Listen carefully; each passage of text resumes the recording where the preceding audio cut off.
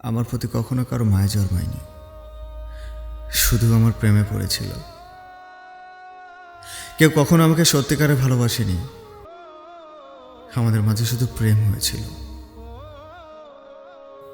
আমি চেয়েছিলাম খোলা আকাশের নিচে এক টুকরো প্রণয়, যেখানে অনুভূতির প্রকাশ করতে যান্ত্রিকতার সাহায্য নিতে হয় না।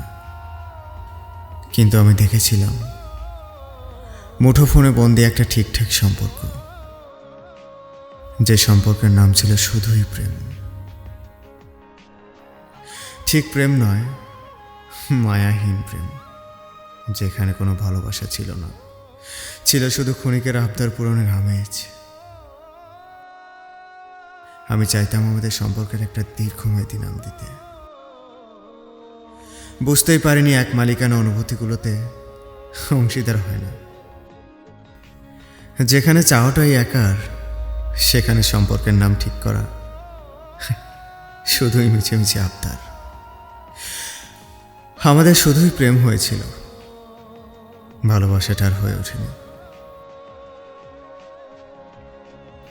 আমি চেয়েছিলাম আমাদের জীবনের প্রতিটা সকাল বিকেল একসাথে শুরু, একসাথে শেষ হোক। আমি ভেবেছিলাম সে হয়তো আমার দুয়ারে কড়া নেড়েছে, একসাথে জীবনের সতেজ মুহূর্ত এবং শেষ মুহূর্ত কাটানোর জন্য।